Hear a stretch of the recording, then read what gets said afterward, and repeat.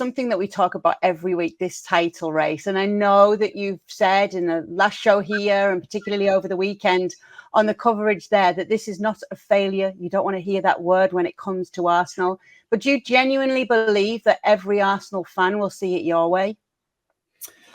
No, I mean, it's a strong word, failure, isn't it? That's why I don't like to use it, because I have a lot of respect for Mikel Arteta, for the team and what they've done this season. And it's hard. I think, I mean, be probably nicer for a show if I did say it that way. But I think it's a disappointment. That's what I would say. And I think you and I have talked about it, Kate, didn't we? That this opportunity may not come around for a long time. I mean, we all thinking that this is, I think even Mikel Arteta maybe said that this is like second or third step in his 5-step plan, whatever it might have been. And I think this team is going to continue to develop. I truly believe in that. But so is everybody else. And to be at the top of the league for such a long time and to see how it unraveled, right? I mean, we've seen the results, in the last couple of months. You have to say that if it's not a failure, at the very least is an opportunity missed, because this was a real chance for an informed Arsenal football club to win a Premier League title, and they let that slip away. Was this their chance, though? Because you look at City. City can lose some of their biggest name players and keep coming back. We've seen how many titles they've won and look like they're on course to win this next title as well. Over recent years, they just managed to keep grinding out the results when they need them, not even grinding them out a lot of the time, comfortable wins for them. Even when they lose some of their biggest name players, they just still seem to be able to do it. So is that a concern for Arsenal now? Like, can they go again? Was this their opportunity? It was, yeah. I mean, it'll be a concern. I think on the flip side, you tell yourself, if you Pep Guardiola, how often can you keep remotivating this team? And maybe, look, I mean, I'm sure he didn't, he doesn't want some of these players to go. He's respectful. He's always said it, that if somebody wants to go, he's not going to keep them. I truly believe him, and he's that sort of a manager.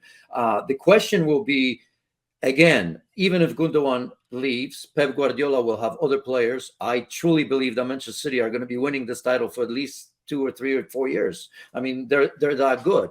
For Arsenal, the big question is, can they get 2, maybe 3, maybe 4 players of that caliber, world-class leaders? Because, when you have this development, when you have this project, you can only go so far with the young players. Younger players develop, and I think this is going to be a good lesson for them as well, because you always learn something. If you want to call it failure, go ahead. But, I mean, there are a lot of players in that dressing room, I think, Kate, that will recognize the fact that this was an opportunity lost, and they'll learn from that. The biggest question is, can they get those 2, 3 key players? Another center back, because I truly believe they need it. Jakub Kiwior, obviously, I know him well, and I think he's done okay, but it's going to take some time. They absolutely need a leader, the Ruben Dias or Van Dijk, that type of player when they came into their respective teams. Another central midfielder, I mean, top notch. And yes, another striker, because I think that I feel a little bit indifferent about Gabriel Jesus. Pep Guardiola maybe knew that he truly isn't really maybe that number 9. And I understand that Arsenal can play in different ways, but I do think they need somebody top notch. And maybe, just maybe, Arsenal can fight Manchester City for the title. What you're asking for more than one thing there, because you're asking for a player in that position, aren't you? But then you're asking them to also have the necessary leadership skills. Well, so it's like twofold. Right. Well, that's what I mean. I mean, those top players, we call them top players because, I guess we overuse that word, so maybe I shouldn't. But, you need somebody that understands how to win. And I know it's not going to be easy. They're probably not going to get 3 great players, right? We've talked before the show, somebody like Jude Bellingham. He's young. He's obviously, being wanted by Real Madrid. Maybe that's already done as we hear it right now. But what I'm saying is that Mikel Arteta needs to bring those type of players into this club for the development to take place.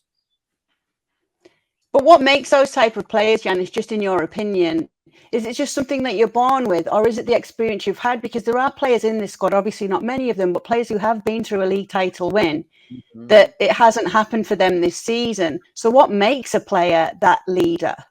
I think it's the experience. I don't truly believe that you're born with that. At least I don't think that, right? I mean, so the experiences of being at all the clubs and maybe being that person, being that player that everybody's looks after, or maybe in times of trouble, you've mentioned sometimes you have to grind it out. And I think, to be fair, again, Arsenal has done it. That's why I'm again on the fence. I know you don't like it a little bit because I don't think it's a failure because look where they were before. But no, I don't think it's a failure. I don't like you on the fence, though, obviously, either, Janusz.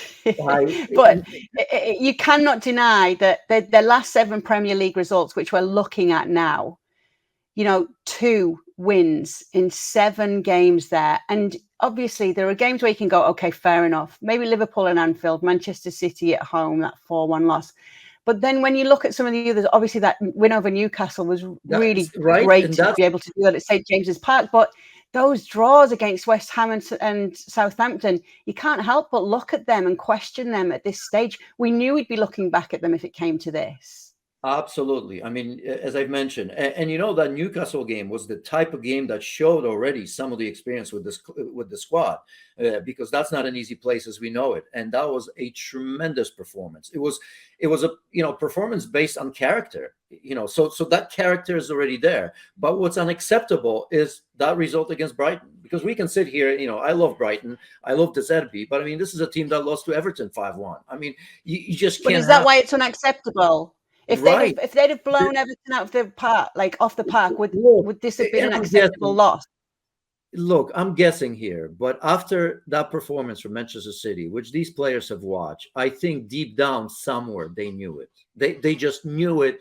Maybe they knew it ahead of the game. They knew that those points lost already, even the win against Chelsea and Newcastle is going to be short, because you look at a Manchester City and you watch them play and you say, my goodness, I mean, this is impossible. We have to run the table and then hope that City somehow is going to have 1 or 2 bad games. It's just not going to happen.